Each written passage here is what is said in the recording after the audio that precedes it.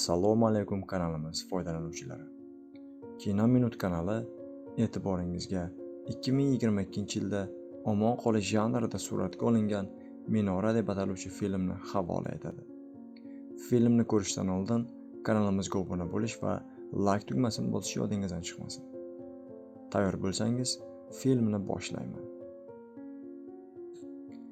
Film qahramoni Beggi ismli ayol va uning turmush o'rtog'i alpinistlik bilan shug'ullanishadi. Kunlardan bir kuni ular cho'qqini zabt etish jarayonida baxtsiz hodisa ro'y beradi va Beggining eri balandlikdan osilib qoladi va undan yordam so'raydi. Ularga hamrohlik qilayotgan Beggining dugonasi Hunter ismli qiz ham yigitga yordam berishga shoshiladi. Lekin ikki dugonaning ham qo'lidan hech nima kelmaydi va Beggining eri pastga qulab tushib halok bo'ladi. Turmush o'rtog'idan ayrilgan Beggi bir qancha vaqt bu fojiadan o'ziga kela olmay yuradi va og'ir ruhiy jarayonni boshdan kechiradi. Dugonasining tushkun holatini ko'rgan Hunter uni bu holatidan qutqarish uchun uning oldiga borib yaxshi bir joyga sayohat qilishni taklif qiladi. Bir qancha urinishdan so'ng dugonasini yaqin orada joylashgan 600 metrlik minoraga olib chiqib ko'ngil yozishga ko'ndiradi. Ular nihoyat yo'lga chiqishadi. Beggining dugonasi yo'lda har qadamlarini videoga olib, o'z ijtimoiy tarmog'iga joylashga harakat qiladi. Bir qancha uzoq va mashaqqatli yo'l yurishgandan so'ng, ular nihoyat minoraga yetib kelishadi. Lekin Beggi unga chiqishni eplay olmasligini aytadi. Lekin dugonasi minoraga chiqishsa hammasi yaxshi bo'lishini, shunday balandlikka chiqish juda zavqli ekanligini aytib dugonasiga tasalli beradi. Nihoyat Beggining biroz ikkilanishidan so'ng ular minoraga chiqishni boshlashadi.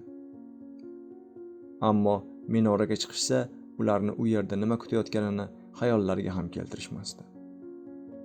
Minoraning qancha yuqori qismiga chiqishsa, yer shuncha uzoqlashib boraverardi. Zanglaganidan g'ijirlab yotgan narvondan yuqoriga chiqsa ham hech qanday qo'rquvni his etishmasdi. Eng yuqori qismiga esa ochiqlikda joylashgan narvon orqali chiqish zarur edi va ular buni ham uddalashadi. Minoraning eng yuqori qismiga chiqqanlaridan so'ng atrof manzarini ko'rib zavqlanishadi. Hatto birga selfie qilib videoga ham tushadi. Bir qaraganda hammasi mazadek tuyulardi, zavqli va ajoyib. Lekin hamma fojia endi boshlanish arafasida edi. Pastga tushish vaqti yetib keladi va qizlar ortga qaytishmoqchi bo'lishadi. Birinchi bo'lib tushmoqchi bo'lgan Beggi narvonga oyoq qo'yishi bilan narvon pastga qulaydi. Narvon bilan birga Beggi ham pastga qulashiga oz qoladi, ammo dugonasi uni qutqarib qoladi. Minoradan pastga tushish uchun yagona yo'l bo'lgan narvon endi yo'q edi. Ko'zlariga go'zaldek ko'ringan balandlik endi ular uchun dahshat va tuzoqqa aylangan. Aksiga olib, telefon aloqasi ham ishlamaydi va yordam chaqirish imkoni ham bo'lmay qoldi. Ular sarosimada edi. Biroz o'zlariga kelib, nafas rostlab olishgach, minoradan durbin va signal raketasini topishadi. Endi ularning nazarida bu yerdan qutulish uchun umid uchqunlari paydo bo'lgandi. Shu orada ular Beggining oyog'i jarohatlanganini bilib qolishadi. Uni bog'lab qo'yishadi va o'tirib yana biroz nafas rostlab atrofni kuzatishadi. Va ularning ko'zi mashinani ko'rib qoladi. Lekin unda ham hech kim bo'lmaydi. Shu orada pastda qandaydir erkak yurganini ko'rishadi.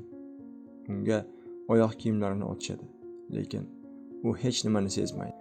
Qizlar hech kim yo'q deb o'ylagan mashinada odam bor edi. Kechqurun bo'lishi bilan qizlar qo'lidagi raketa bilan signal berishadi va mashinada turgan erkaklarga qo'l siltishadi. Erkaklar ularni durbin orqali ko'rib, mashinalarini qizlar tomonga haydashadi. Beggi va dugonasi bundan juda xursand bo'lib, endi qutuldik deb o'ylashadi.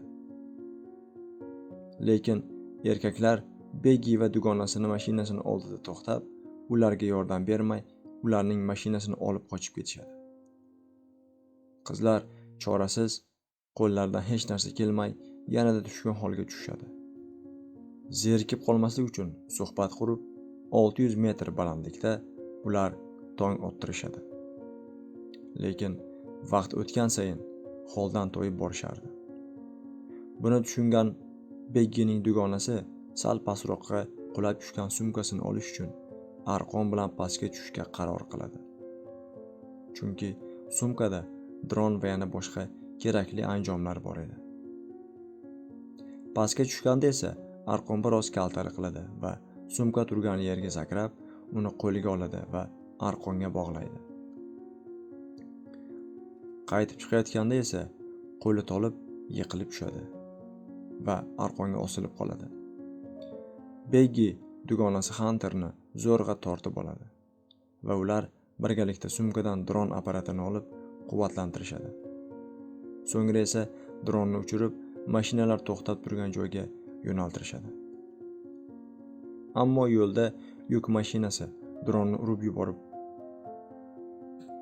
dron apparatini ishdan chiqaradi. Beggi biroz nafas olgach, aslida dugonasi Hunter o'lib bo'lganini, u bilan xayolan gaplashayotganini payqab qoladi. Yaxshilab kuch to'plab olgach esa pastda o'lib yotgan dugonasi Hunterning oldiga tushadi va telefondan otasiga xabar yozib, aloqa yaxshi bo'lishi uchun pastga dugonasining jasadi bilan birga uloqtiradi va yordam kelishini kutadi. Otasi esa xabarni oliboq qizining oldiga yetib boradi va xabar bergan qutqaruvchilari qizi Beggini qutqarib qolishganini ko'radi. Beggi otasi bilan ko'rishib, undan kechirim so'raydi va film ham shu yerda o'z nihoyasiga yetadi. Agar film yoqqan bo'lsa, kanalga obuna bo'lish va like tugmasini bosish yodingizdan chiqmasin. Ko'rishguncha xayr, salomat bo'ling azizlar.